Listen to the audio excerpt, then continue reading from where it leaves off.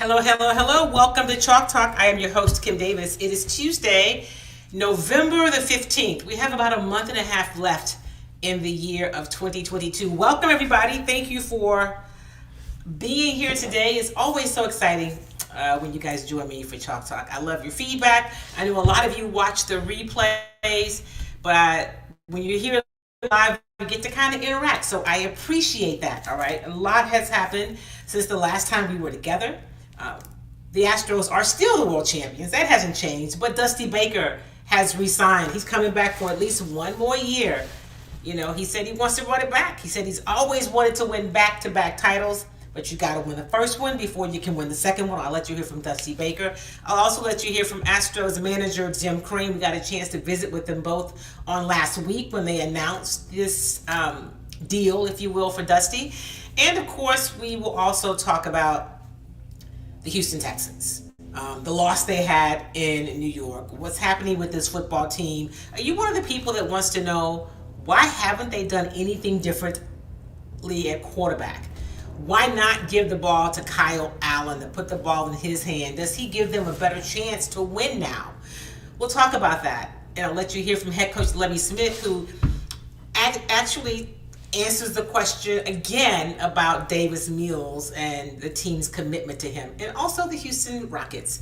Those two teams continue to struggle. So while if you are in Houston, and then many of you watch the show from other parts of the country, and actually somebody from overseas, so welcome, my friends from Germany. If you happen to be in Houston and you are riding high and you're celebrating on the fact that the Houston Astros are world champions again, if you're excited about Jeremy Pena and Altuve, if you're one of those people that stood in line for 30 hours, I would love to hear from you. I'm just curious, was it worth it? Did you sit in line for 30 hours to meet Jose Altuve at Academy? Are you one of the people who stayed overnight in the parking lot at Raising Cane's to get a glimpse of Jeremy Pena driving through the drive-thru window? I'm just curious. I'd love to hear from you and love to know if it was worth it and just what your experience was. Also, Jeremy Pena, who made an appearance last night at the Rockets game. He and David Hensley were courtside. He got a lot of love. I'll let you see Jeremy Pena, who is still clearly living his best life. And so the rookie is continuing to do things. And you know what? You probably heard me talk about all season that while I thought he had a really good rookie year, right? And we saw what he did, talk about leveling up in postseason, that he wasn't a higher ranked rookie in terms of rookie of the year. I didn't think he'd win it because I thought, and we talked about this, Julio Rodriguez, that there may have been one or two other rookies, definitely one, probably two rookies that had better regular seasons than him. But he definitely shouldn't have been like fifth or sixth. Anyway, so much to talk about today. And for those of you who did your civic duty, I'm always encouraging you to vote, right? We talk about that on this show a lot. Those of you who have voted, good for you. Congratulations for doing what we should all do. It makes a difference. Voting matters. Your voice counts. And so thank you for that. And what I will say is it doesn't end there. When we vote, we then need to also be active and engaged and make sure that we keep the politicians who are in office, whether they're ones we voted for or not, that we make sure that they're accountable to us because that's what they're there for, to serve the constituents, right? So make sure that you are engaged and you know what's happening in your community. If you voted your values, you're doing the right thing, but you've got to also continue to engage based on your values. So all that said, as we get into today's show, of course, I've always got to tell you about the people who helped make this show possible. Our longtime partner has been Jinka. It is the time of year where some of you may have the sniffles. You want to make sure that your immune system is extra tight. And what I would say to you is definitely get the vaccines, right? I'm a big vaccine supporter. If you've not gotten the COVID vaccine, get it. And this year, you might want to get the flu shot. They say it's going to be one of the worst seasons for the flu ever. In addition to that, what can you do? Well, you can take I Love Jinka. It's a turmeric paste. It comes in a powder. It also comes in a veggie capsule. It's got 8 different natural roots and herbs in it, and turmeric, which is of course this long-time healer, which decreases and gets rid of inflammation in our bodies. Inflammation is really the root of all illnesses, and so or most illnesses. Turmeric, ginkgo can help with that. So if you're in Houston, you can get it at HEB. If you're not, you can go to iloveginkgo.com. But if you happen to be in Houston, here is where you find it at HEB. Here at HEB, in the Healthy Living Department, the probiotics, you can find ginkgo 7 days a week. Yeah. Look at a lot of ginkgo sales. Look at that. Ginkgo. And of course, it is always a good time to have some Kimmy treats. You can order online at kimmytreats.com. There's the popcorn, which who doesn't like good popcorn, right? It's non-GMO, it's made with coconut oil, it's got some amazing flavors, and what's in the popcorn, you'll see it on the label. It's pretty simple, and it's really good. My personal favorite is probably ghost pepper, but the signature flavor is truffle, and oh yeah, for those of you who want something cheesy but healthy, there's a vegan chili cheese. And you can also, at kimmytreats.com, you can order body butter, which is awesome. It will make your hands, your feet, your entire body feel as lovable as you are. So make sure that you go to kimmytreats.com and order your Kimmy Treats today.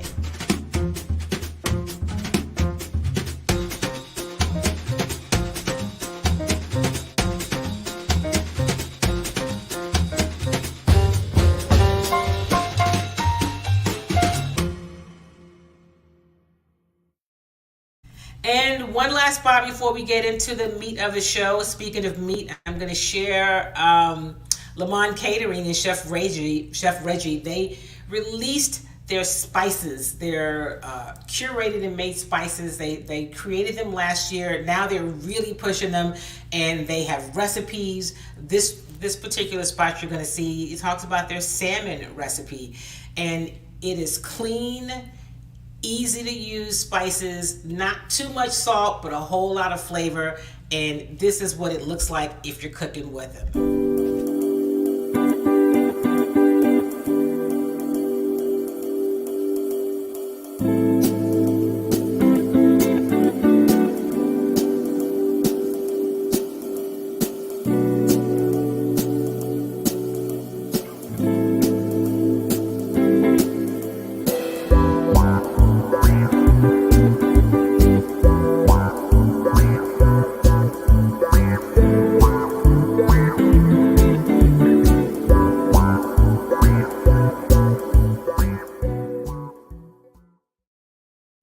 LamontKitchen.com. That's where you can go, get your spices, and also get information on some amazing recipes. Okay, let's jump into the meat of the show. There's so much to talk about.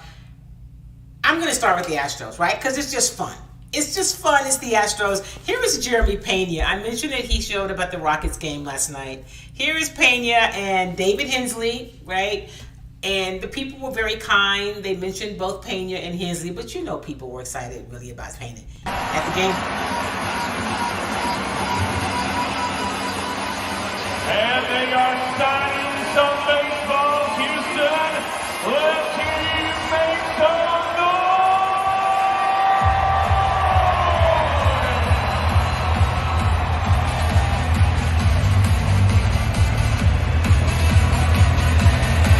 They're throwing on. Little one to right field.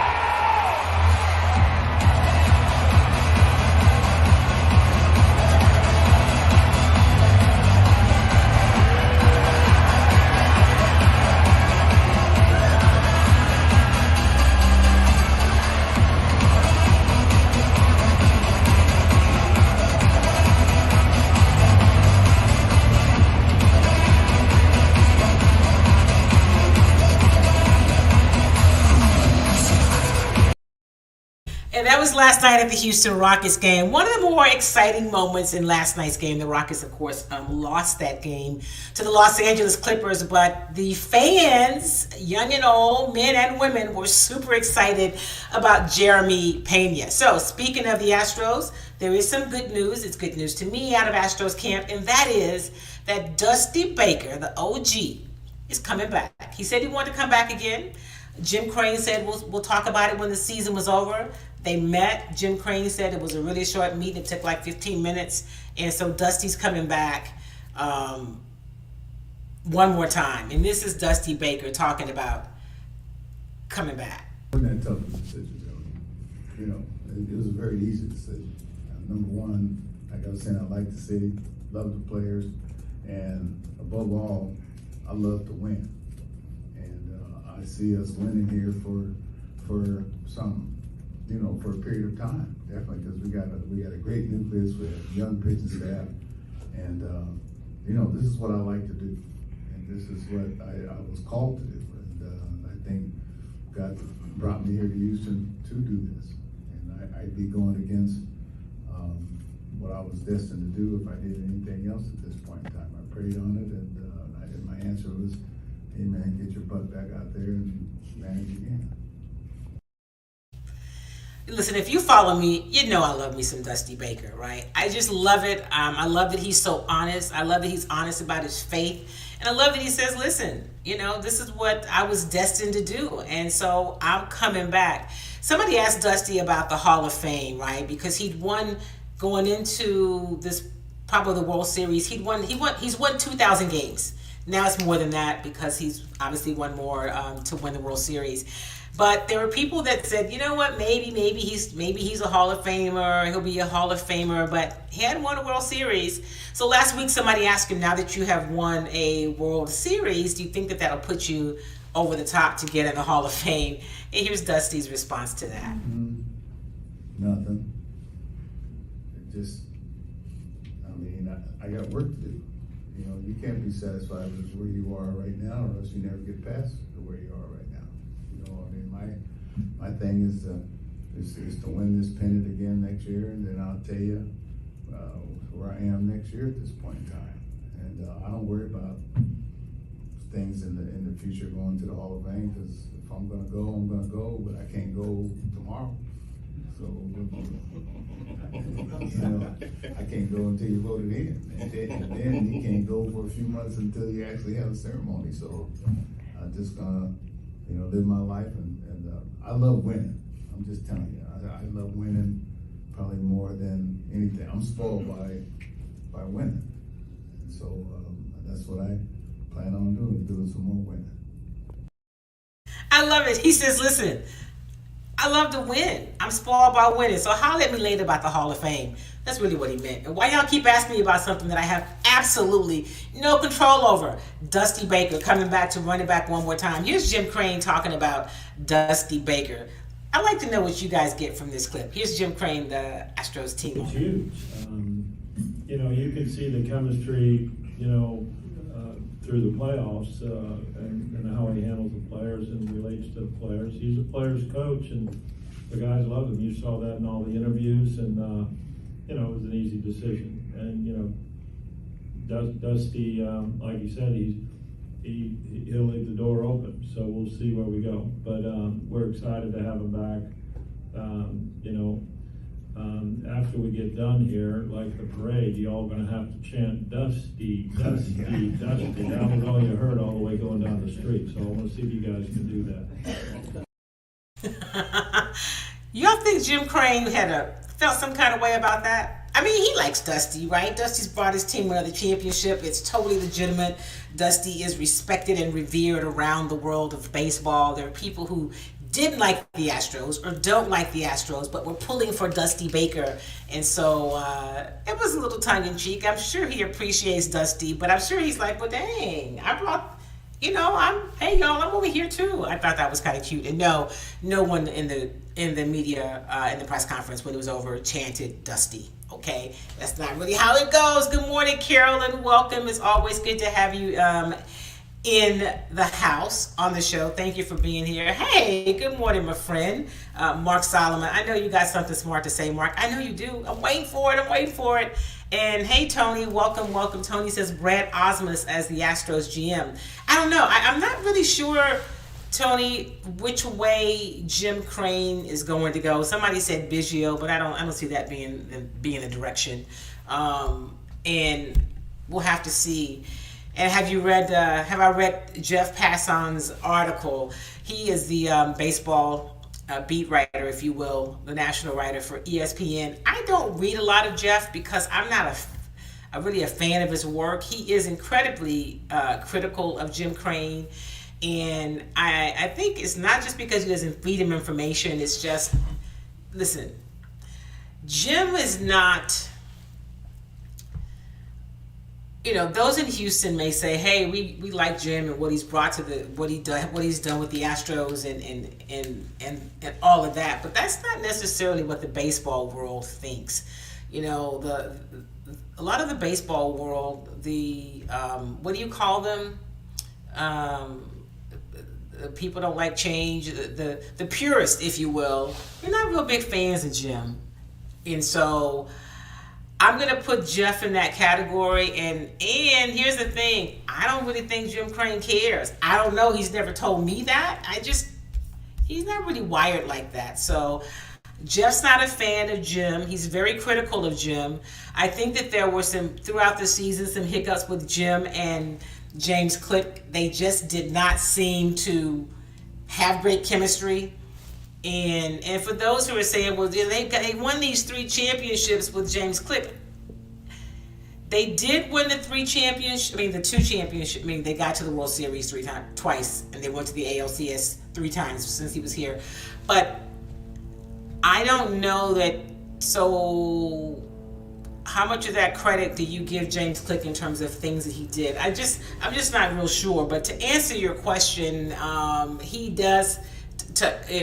He is pretty critical of Jim Crane, and again, Jim probably doesn't really care. Jim is like, I'm going to do it this way. I'm going to do it my way. So we'll see if Jim's way, because the only way he get rid of James Click, not renew James Click, or not give James more than a year. And so James wanted a multi-year deal. Jim didn't offer him that. He offered him a 1-year deal, so they parted ways. They also let go of the assistant general manager who Click had brought in. If you guys have heard me say anything, there's a guy named, everybody called him O. And I hate that the Astros lost him. He is now the assistant general manager with the Marlins. And that was a huge loss for this Astros team, because he is the person that signed a lot of those Latin players. The Framber Valdez and the Jordan Alvarez and the, Jose Urquidy and, Garcia. A lot of those guys were signed by him, and I think that's going to be a huge loss. We will see what happens. Good morning, Sylvia. My sister is tuning in. Welcome. Great to see you all. If you are in Houston, I hope that you are enjoying this crisp weather. I love it. It's not too cold. It gives me a little bit of fall action. I don't have my air conditioner on. I'm super excited. I hope we get it for a little bit of time. But that's your Astros update. And did any of you all go to see Altuve or Pena? There was somebody, Bregman was someplace as well too. He had a little party the day of a celebration that he hosted the day of the parade, but there was somebody else who went to a different academy. If you sat in one of those lines, no judgment. I'm just curious, did you get a chance to see the player? What you think about it? Was it worth it to you? Some of you have inboxed me privately. I'd love for you to drop it in the show and let us know what your experience was. All right, so that's kind of where we are with the Astros. It's officially off season, and here's what feels weird. It almost feels like, is it time for pitchers and catchers to report? Because covering the Astros is so much fun. Of course, winning's fun, right? But the games are exciting. You know they have a shot to win, and as we sit here today, we know that they will be back in the conversation again next season about being World Series champions, right? They will, with just the nucleus of what they have a good shot to be back in the conversation again. We'll see what Jim Crane does in the offseason. Justin Verlander. I had some of you ask me about Verlander. So Verlander had an option a player option on an additional year for $25 million. He opted out, which means that he just wasn't going to sign for the $25 million. And the Astros could still work a deal with him and get him back. He wants more money, obviously. And I guess it depends on whether somebody else offers him more or not. Me, I wouldn't pay him more than $25 million. I wouldn't, because you've got such a great young pitching staff that you know, and listen, hands down, Justin Verlander was the best pitcher in the American League throughout the regular season. There's no question about it. He's going to be the Cy Young Award winner in the American League. Framber Valdez will probably come in second or third in the voting. Maybe third. Second or third. So in the postseason, Framber was your ace. Let's be clear, he was. Justin Verlander did finally get his first World Series win as a starter, but he wasn't amazing in postseason. Do I think he can still pitch? Yeah, but I'm probably not going to give the 39-year-old pitcher who is now will be another year removed from Tommy John surgery, so 2 years removed, had a great regular season, was meh in postseason. I'm not giving him more than $25 million when I've got these great young arms on my staff. I can use that money and go get another bat. We'll see. We'll see what happens. The Astros have some decisions to make this postseason. That's what's fun. That is the business of sports, because remember, guys, it is a business. So I'm excited to see what decisions they're going to make. Yes, you're right. Mark Solomon said Jim Crane is a businessman. Think about it, guys, this is the team that let, remember Dallas Keuchel? He was an ace. They let Dallas Keuchel go because he wanted more. We knew they weren't going to sign Garrett Cole. We knew that they couldn't keep him. Zach Greinke was an ace. They let him go. George Springer, who was beloved, who was the World Series MVP in 2017, he was a beast in center field.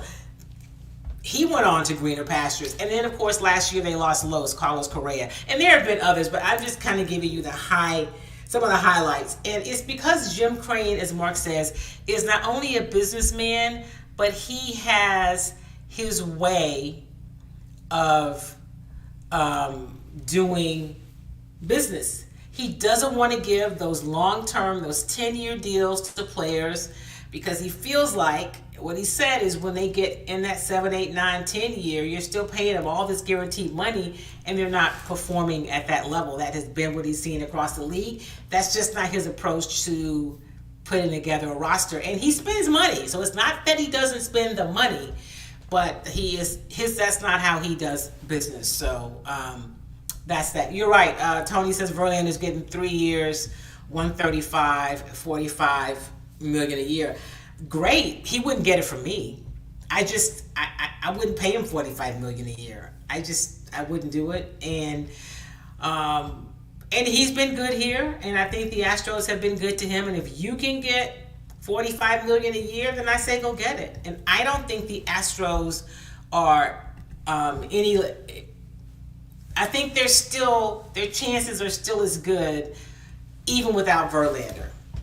I wouldn't give him $45 million a year. That would not be an offer. And you're right, Verlander and Crane are golfing buddies. They like each other. We'll see. I personally wouldn't give him $45 million a year. That's just me. But I also don't have the $45 million to give him. So it'd be play money and it wouldn't count anyway. So we shall see. Moving on, that's what's happening with your Astros. I'll keep you posted as moves and things happen this offseason about what free agent moves are made and what deals are done and signed. Last week, of course, was the Houston Golf Open, also sponsored by the Houston Astros Foundation. They have a golf foundation, and so the team was busy with that. And also busy. It's a busy time over at Minute Maid Park, right? They've got a lot of business to do, a lot of off-the-field business. So let's talk a little bit of football, y'all. I know that you are aware that this Houston Texans team is struggling. They won 7-1. They lost to the Giants in New York or New Jersey last week. And They didn't listen. The Texans are in so many of these games, right? They were in this past game on Sunday, and even though the Giants were 6-2 coming into that game, I feel like the Giants are like now they're 7-2. They're like the worst 7-2 team. I say worse because they're winning, right? But they're not great. They've got a great running back in Saquon Barkley, and they've got a great running game, which is obviously an Achilles heel for this Houston Texans team. But the Texans were in it, right? They had chances, and then you had an errant interception that was thrown by Davis Mills that ended up a couple plays later turning into a touchdown. You had an unfortunate fumble in the red zone by Dameon Pierce, which ended a drive, which is unfortunate, right? That you can't really afford those kind of turnovers. And then you had a rookie penalty on the offensive lineman, Kenyon Green, which negated what would have been a touchdown to Brandon Cooks. It's a lot. It's a lot for a team that's struggling, and with a quarterback who is struggling, okay? So after the game, Dusty, Lovie was asked about Mills. And so on Monday, when he does this day after the game press conference, he was asked about playing Davis Mills again. And this is what Lovie Smith said about playing Davis Mills. Because you guys keep asking me about that position, that's all we want to talk about. Davis Mills had an interception yesterday, like a lot of quarterbacks in the NFL did. And without going over critiquing every little bit, we evaluate everything that every position does. Quarterback, some of the positions, we never rotate them. If there's a position where you don't rotate a guy, you're going to let that guy play a little bit longer and it's like that for other positions too. Our linebackers, some of the positions we don't substitute an awful lot. Some of our offensive linemen, it's no more than that. But we evaluate everybody. And right now, what I said yesterday, right after the game, and what I'm saying now, that we don't think that the play right now, just Davis Mills play, says all of our problems, let's just get Davis out of there and everything's okay. We're going to keep working on a lot of different things. That's what I said yesterday. That's what I'm saying today. So you can hear probably a little bit of the frustration in Lovie's voice. And so let me tell you guys what I think about the Davis Mills piece. I don't think he's very good. Okay, I've said that. So do you play Kyle Allen? Because why? Do you think Kyle Allen could be a starter in the NFL? Probably not. Jeff Driscoll? No, not. They probably won't be starters in this league. Will Davis Mills ever be? I'm not sure. But their commitment to him, it's not like this team as it is constructed is going anywhere. So on one hand you say they're not going anywhere. There's no postseason in their future this year at all. Do you just ride with Davis, work on other stuff, or what's the point of making a change in quarterback because you might win a game or two? I like the idea of trying to win. I don't know. I don't know what the answer is, but I see a little bit of the argument. But you could say, let's just switch it up a bit and put in Kyle Allen and maybe people will feel better. Here's Lovie talking about, he was asked about why he has confidence in Davis Mills, and here's what he said. You were mentioning teams are ganging up on you and making you throw the ball. The confidence in Davis to do that, where does that confidence come from, and what do you see that he's able to do? Because he gives us our best chance to win. The confidence comes in that. Since he's our starting quarterback, we're going to have to be able to do that. We completed some balls yesterday. As I said, we didn't punt the ball the second half. So there's some good things that we're able to do too.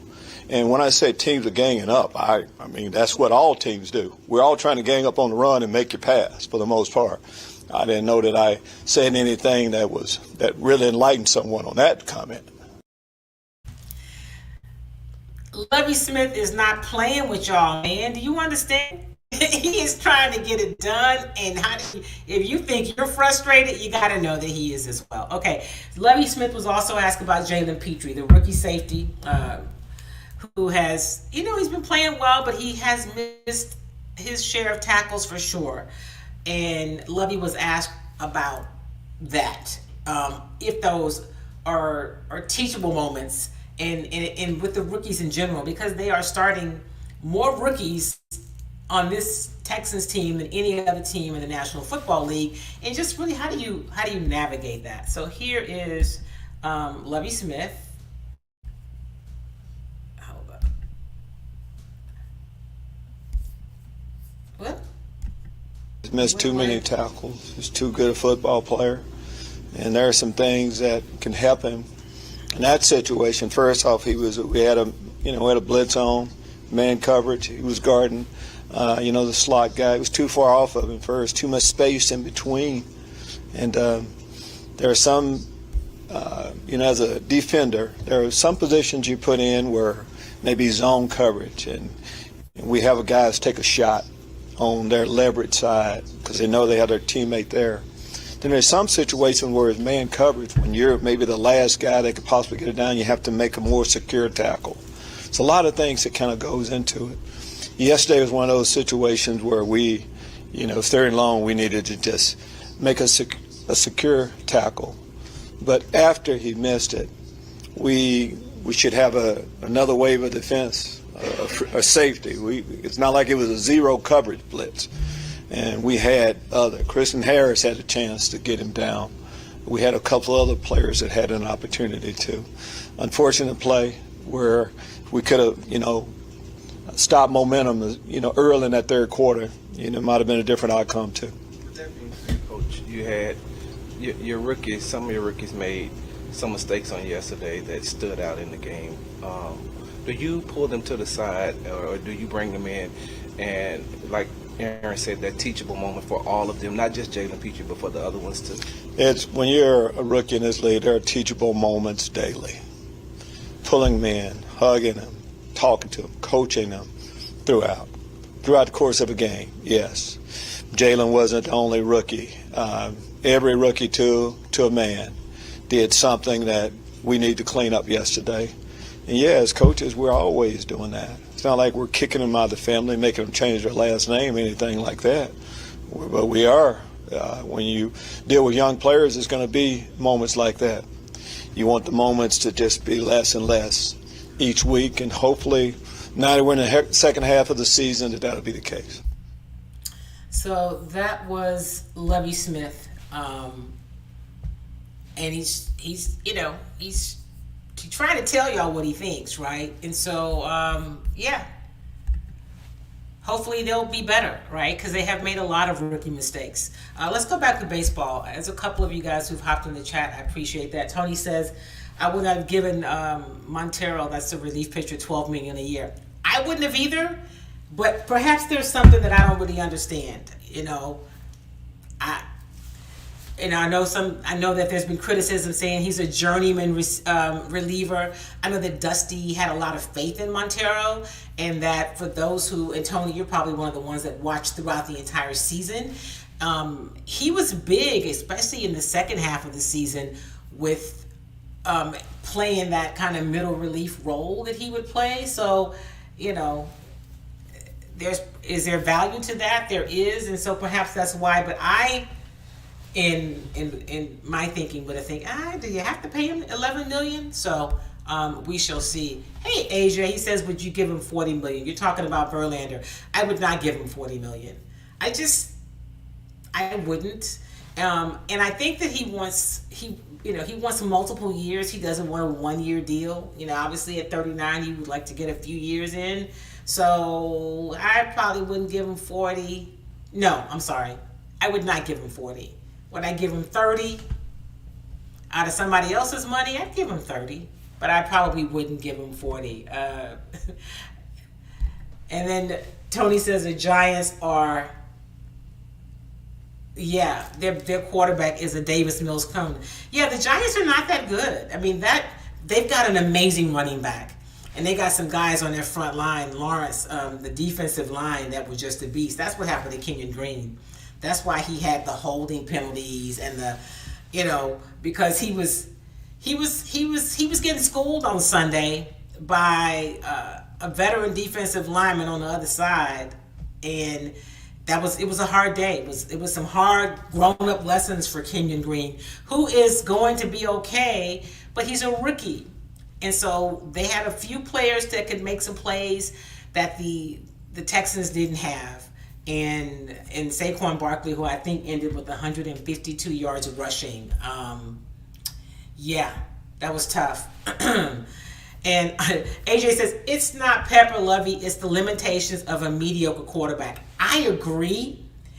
And so when people, talk about why aren't they opening up the playbook? Why isn't, the kinds of things some of y'all saying about Pep, y'all need to just really stop it. You just need to really stop it. He just doesn't know what he's doing, and they were better under Tim Kelly. So Davis Mills he's just not that good. I don't really know how else to say it. I'm sure he's a lovely young man, but he's just not that good. And I think AJ says it best. He is a mediocre quarterback. So if he can't do the things, the basics, y'all want me to give him more? You want me to spruce it up and give him more stuff to do? No, that's not the answer. It's just they're limited. The linebacker play on defense, for those of you saying, oh man, it's Lovie Smith and it's that Tampa 2 and it's outdated. Did you hear the sound when he talked about Jalen Petrie and the coverage they were in and how Jalen was playing too far off? It gave him too much room, and then when he got the angle. It's not that these guys have all of a sudden forgotten football. And so I don't hear any of this kind of energy about Nick Caserio, who has assembled these teams and these last two staffs.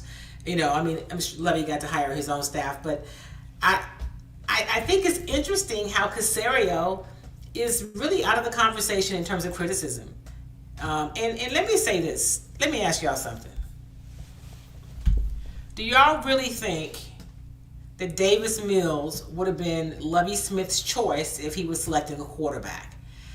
So that was Nick Caserio's pick. Nick has decided, and I'm sure Cal likes him because he kind of fits the mold of who they would want their quarterback to be. The whole picture of it, okay? If Nick says, this is our guy, this is what we're doing, do you really think that Lovie could sit him? Let me take you guys back to Gary Kubiak's last season with the Houston Texans. I was covering the team when Gary Kubiak was the coach and he got fired. Do you guys remember the whole Matt Schaub, Case Keenum controversy, if you will? So Gary Kubiak thought Matt Schaub gave them their best shot at winning. Bob McNair was still alive then. Mr. McNair was like, play Case Keenum.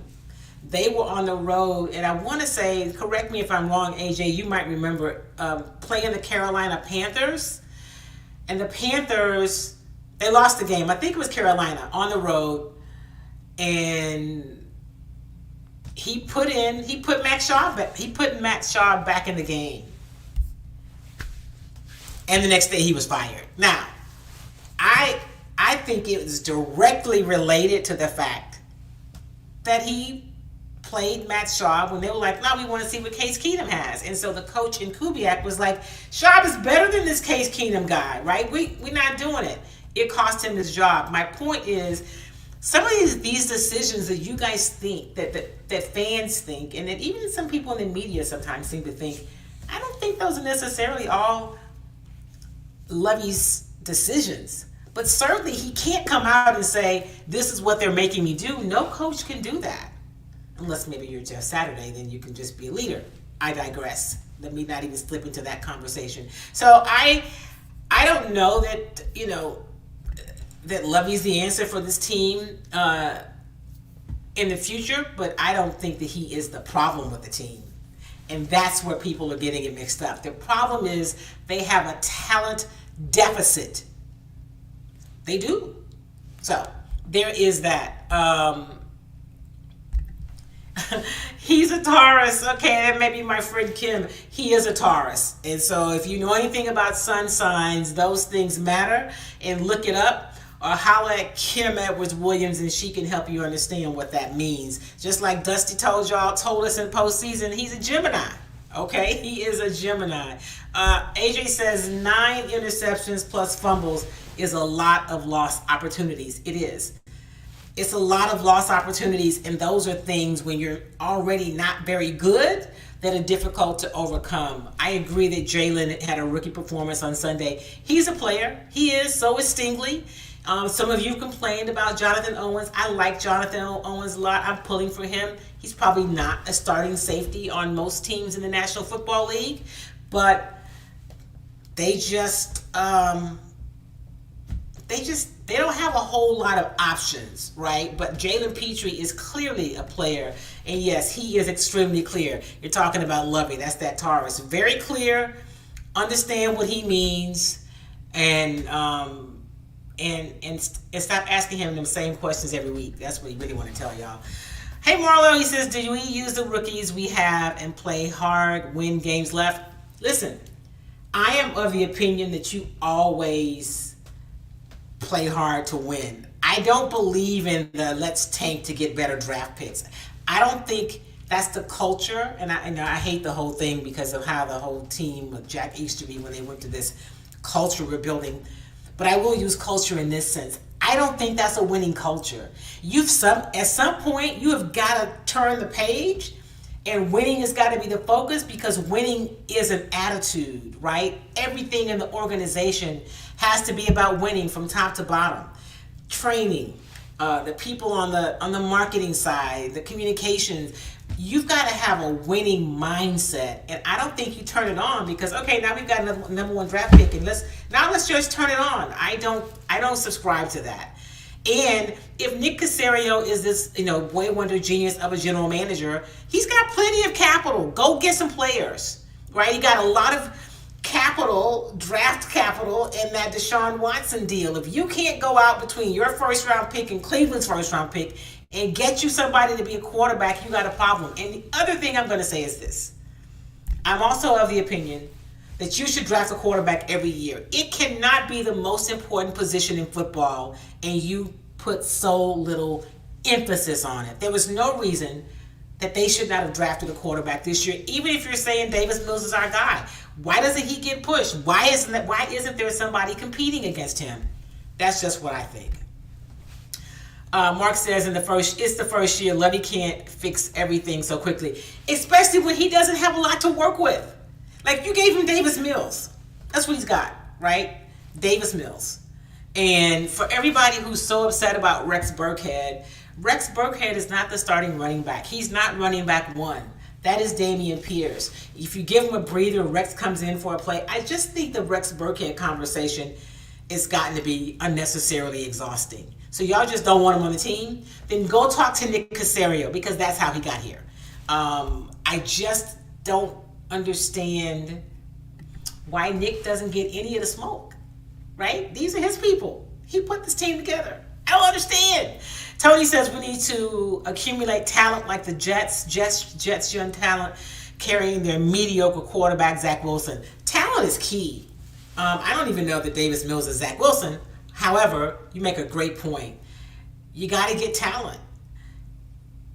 And so this next off season, the talent level should definitely increase. They've got to elevate in terms of where they are with talent. I don't know why they wouldn't.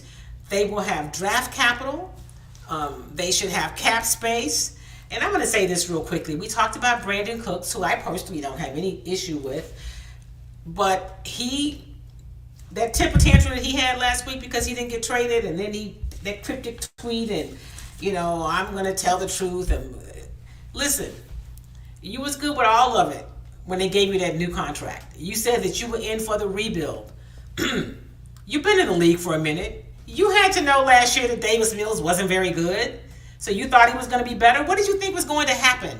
So they have given you this contract. And the big thing that's different is Jack Easterby's not here. Right? So you're not happy.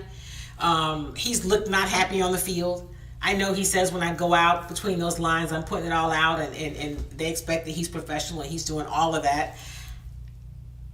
Okay. But he hasn't looked great. And that's taking nothing from the fact that the guy throwing you the ball is not very good. but he's that same guy that wasn't very good last year either. So, you know, that decision, even if it was led by Jack Easterby, Nick, you're the general manager, you decided to give Brandon this contract, and it's going to be a tough contract to unload. Maybe you'll be able to do it in the offseason, but it's going to be a big cap hit. Mark says, good luck getting an interview with Nick Kim. Listen, I'm good with it. Y'all know how Nick is with me, and I'm not saying anything that's not the truth. I think he's a lovely man. I'm just not totally sold on what he's doing. And here's the other thing, Mark.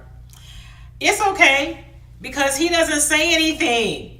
He's going to give you a whole bunch of word salad. He's going to talk a lot, use a bunch of words, and at the end of the day, he's not really going to answer your questions. So if he doesn't want to do that, I'm okay with it. Because what you guys also know is I'm always going to keep it real, because I'm not just glad to be in the room. And so if Nick doesn't want to answer my questions, so be it.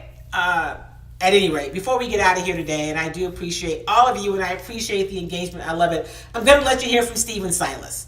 All right, because the Houston Rockets, another young team, right? We've got another young team with some, the difference is they've got some pretty good talent, but you just can't coach experience. And there's something about being young. So when these guys get in games and sometimes they're in it, and then it gets late in the game and they can't hold it, I think that is youth, that is experience, or that is a lack of experience. So last night they seemed a little frustrated, and we don't always see that kind of energy from the Rockets. This Rockets team. Last night they lost to the Clippers. The final was 122 to 106, right? It wasn't their finest outing, and they did seem at times to be a little frustrated. So they shot 45%. Well, LA shot 50%, 51%. You can't have somebody shoot 51% of your building. That's absolutely no defense. LA beat them on the boards, 44 to 40. They won the turnover battle. Free throws. Houston shot 61% in free throws. They were 19 to 31 from the line. You got to do better than that right there. Free throws. On the other side, LA was 26 to 33. They shot 70, right at 79%. 3-point field goals. They put up 30 shots last night. They were 9 for 30. That's not a good number. And steals, blocks, points in the paint. The largest lead, the bench. The LA bench outscored the Rockets bench 51 to 34. Those aren't great numbers, and they did look a little frustrated. Here is Coach Silas talking about that, and the fact that part of that is youth. I mean, I hate to sound like a broken record when it comes to the youth of our team and the need for experience for these guys, especially. But yes, that is like when you hit adversity, not letting the frustration get to you is a young guy thing. Listen, he may sound like a broken record, but what he's saying is the absolute truth. He also talked about Jabari Smith, who they didn't do a great job last night of getting involved on the offense. Jabari Smith played 28 minutes. He finished with 7 points. He had 6 rebounds. He shot 2 of 6 from the field. But of course, Jalen Green and Kevin Porter Jr. Jalen Green finished with 25 points. KPJ had 20. Shingun had 16 points. And so the question was, how do you get Jabari Smith more involved in the offense? And here's what Stephen Silas said about that. Yeah, so tonight was a hard night for him because they were switching so much. When Zubac wasn't in the game, they were switching everything. And then when he was in the game, even when Jabari was in the action, they switched it. So the way to get him better, more opportunities is push the ball, get the ball into the paint, get to our driving kicks where it's not necessarily a play call, and space the floor well.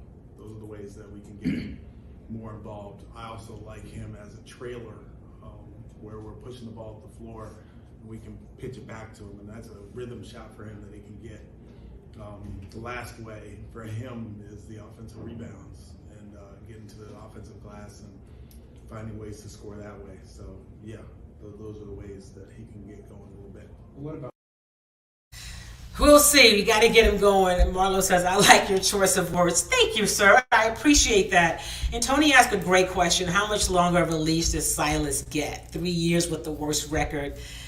Even national media types are beginning to sour on the Rockets rebuild. Yeah, that's a great question. And at the beginning of the season or in the off season, we tried to get some sense of that from Rafael Stone, who's a general manager, and Tillman Fertitta. Like, what are the expectations? Like, we want to be better. How do you quantify that? Like, what is better? And they just would not put a number on it. I imagine the number has to be more than what they're getting right now. Where they win 20 games last year, while I don't think this team they expected them to be at the play-in level yet, but I'm certain they expected, and there's still time, that there should be clearer signs of improvement. And so I don't know the answer to that. I don't know if he gets another season if it continues this way. I'm not really sure. Tony says Chris Vernon of The Ringer called the Rockets an AAU team. They sometimes it's hard to watch. Like last night was hard to watch. I was there and it was hard to watch.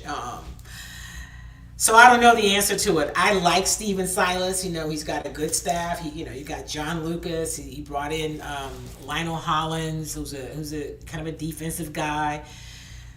And I'm going to just throw this out before I hit our final spots and wrap up for today.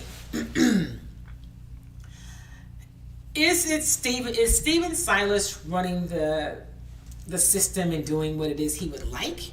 Or does Rafael Stone have more of a thumbprint on what happens? I don't know the answer to that.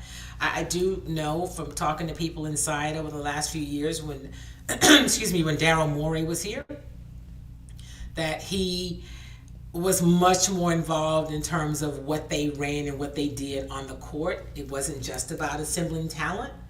And even with the veteran coach, with D'Antoni, it wasn't really always up to D'Antoni. That a lot of it was, Daryl had his fingerprint on it. And I say that, it's a question I do not know. But I do know that Rafael Stone came up under the Daryl Morey way. So is that what's happening? We will see. Time will tell. Hey, I appreciate all of you for being a part of today's show and for engaging.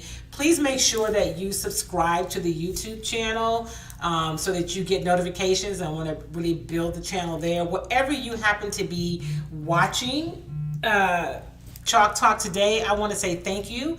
Share this show with your audience as we continue to build the Chalk Talk tribe. Before we get out of here, I want to hit our sponsors one more time. I talked to you about Lamont Catering. They have been doing it for a long time, taking family recipes and a family business and bringing it into from their kitchen to yours today. And they're super excited about this line of spices that they have released. This is what you can do with the spices. You can grill, you can cook barbecue, you can do chicken, you can do vegetables. But here's what you can do with salmon, and this is Chef Reggie showing you how you can use these Le Monde kitchen spices.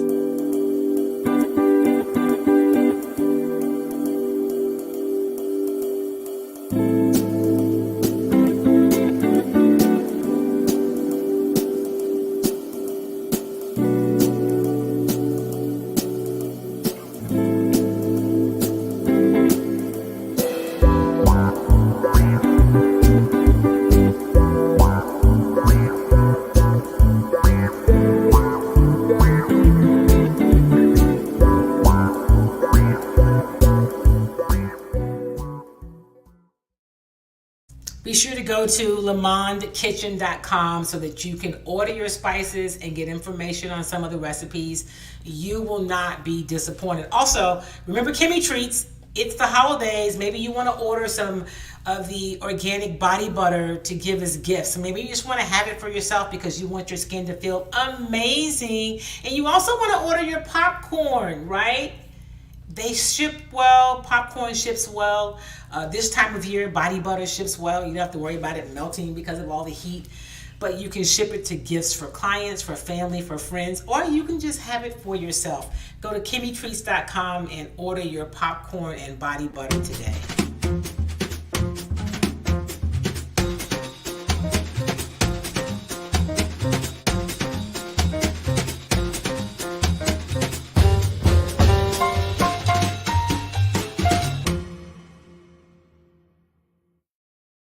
And of course, I Love Jinka, who has been with us for so long. We love what I Love Jinka can do for you and your family. It's great for your kids. You can put it in apple juice. You can put it in almond milk and make it like a latte and eggnog, or you can put it in grown-up beverages as well. And if you are in the Houston area, stay tuned, because I'll be posting about a great opportunity to see the founders of Jinka and really to see how they do what they do and why. There's a story that's going to air next week locally on ABC Localish, but I will make sure that there's a link for you guys so that you can catch it. But maybe you want to watch it live, so make sure that you follow me on all my platforms. I will keep you posted and let you know where you can catch that story. That is going to do it for me today. We are out of time. And Tony, you don't even have to tell me about this. He said, don't waste your time watching the former president's announcement. I will do no such thing, right? I am just glad that the people who denied that Joe Biden is currently the president, whether you voted for him or not, that many of those people did not succeed, other than in the state of Texas. We still have those folks in office. Again, I never tell you who to vote for, but I do tell you to vote your values. Continue to do what you do. Show up and get other people to show up, and we can try to make some things happen. Listen, remember, if you're not vaccinated, I encourage you to do that. Get your Jinka and shore up your immune system. Check out LamontCatering.com for your spices. They're great for holidays, and those are great gifts too. The cool little boxes, you saw them. They come in those boxes. You can ship those out for holiday gifts, and you can also use it for yourself. And of course, KimmyTreats.com. Go there and order your popcorn today. Let me hear from you. I can't wait to see you guys in this space next Tuesday. But in the meantime, I'll see you on all the other platforms. Remember, do something kind for somebody else and do something kind for yourself. Make it a great, great week, everybody. Thank you for watching Chalk Talk.